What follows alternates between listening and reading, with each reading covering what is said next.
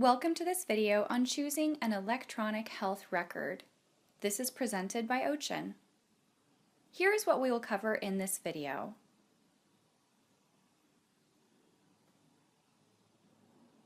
Is your current EHR meeting your needs?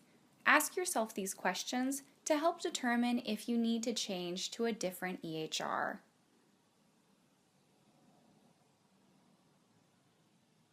The process of switching to a new EHR is long and complex. Is your organization ready? Here are a few organizational questions to ask as you prepare to switch. Are administrative processes organized, efficient, and well documented? What does the current state look like? What does a future state look like? Are clinical workflows efficient, clearly mapped out, and understood by all staff? Are staff members computer literate and understand information technology? Does the organization have the ability to purchase new or additional hardware? Are there clinical priorities, specialty requirements, or needs that should be addressed? What will be different for the patients, the providers, the staff? We will go into detail on each of the following steps of switching to a new EHR. The first step is to check out possible vendors. Reach out to some local organizations to gather information on what EHR they are using. Some questions you might ask them. How long did it take to get up and running? How much disruption and delay did they experience? What worked to minimize loss in productivity? Did the vendor charge additional or unexpected costs not in the original contract? Have they performed an evaluation of the system? Is it helping them reach their goals? What feedback can clinicians and staff currently using the system provide? As you research and interview the vendors, find out what type of support you'll receive. Is support unlimited? Is it free? Does the vendor offer support from live people? If you have an issue, how will the vendor help to resolve it? Is there assistance for scanning paper files or transferring electronic files? What's the typical length of time for practices to get up and running in this EHR? What levels of training will be needed? How many people need to be trained? Find out if the EHR is certified. The EHR must use established criteria to participate in incentive payment programs. Find out information on affordability and costs. Questions to ask on affordability and cost. What is the startup price? How often will you have to buy and renew licenses? Is there a fee for interfacing with labs or imaging centers? Is there an added cost with customizing workflow templates? What is your price range for a system that fits basic needs of safety net providers? Will the following cost extra? If so, how much?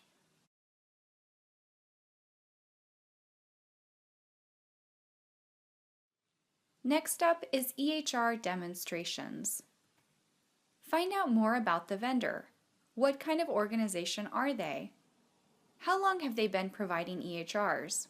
What local safety net providers do they work with? When did they start working with them? Schedule several demonstrations with your most likely candidates. Provide patient and office scenarios specific to your organization. Schedule enough time to thoroughly test out and discuss. Invite as many staff members as you can to build buy-in. During the demonstrations, determine which EHR systems meets your high-level requirements. Identify ways that EHR software will make your office more efficient. Determine which EHR system falls within your budget, and rank the vendors based on ease of use. During the demonstrations, check out the following features.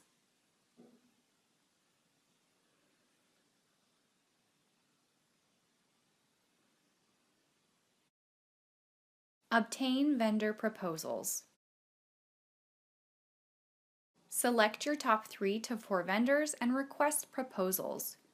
When developing a request for proposal, RFP, from vendors, make sure to include a clear list of specific EHR system requirements and the criteria you will use to make a selection. Here's an example of an RFP template for HIT.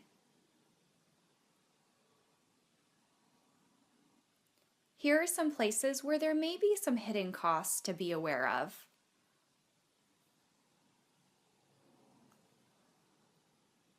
Select a vendor. The most important thing to take into account is how each vendor rated on the selection criteria you submitted in the RFP. Ask several team members to score proposals independently and compare. Compare comments and scores. Think about the best value as a combination of the services, reputation, customer service, cost, and competitiveness. For the highest rated vendors, ask for references. Negotiate a contract.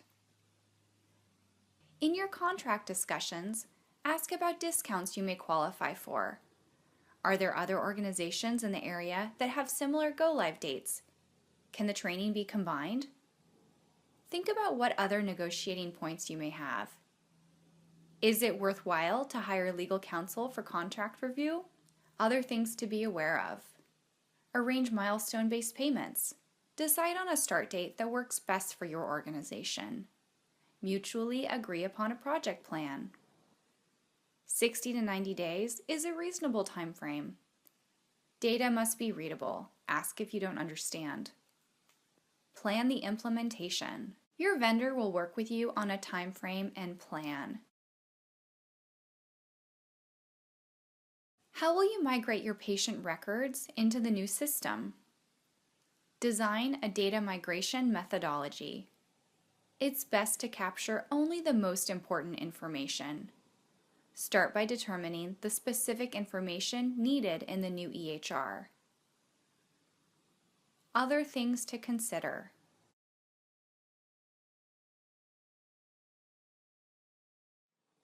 Customize patient data features. It's possible to customize your EHR. Get key staff involved to help make those decisions. These staff members can have input into the layouts and order of the options. They can help decide the way things look. Customize clinical decision support to guide quality improvement. Select priority health conditions. Select quality improvement objectives to focus on and identify baseline measures. Select components such as problem lists, medication lists, medication allergy lists, demographics, reminders for laboratory tests, and vital signs. Develop a process for ensuring current clinical practice guidelines. Re-examine workflows. Work with the vendor to make sure things are as aligned as they should be. Train the users. Who will be your super users? These people will train and assist other users. One possible training exercise is assigning clinical staff to enter existing patient data into the new system. Conduct a rehearsal. Give everyone a chance to test the system before go live. Enter test patients and walk them through an appointment. Confirm things function as they are supposed to. Now it's time for go live. Make sure everything is in place.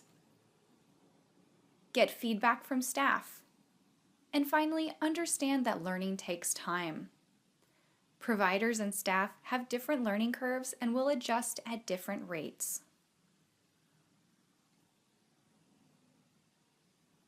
Finally, work with the vendor after launch. Once you've gone live in the system, you aren't done working with the vendor. You'll continue collaborating with them on system maintenance. Continue quality improvement. Finally, you'll need a disaster recovery plan for your EHR. Develop a plan for when the system malfunctions or fails. The vendor should provide immediate response in these situations. Here's some additional information about disaster recovery planning. For some additional resources, the Health Center Controlled Networks, State Health Information Exchange Networks, Regional Extension Centers,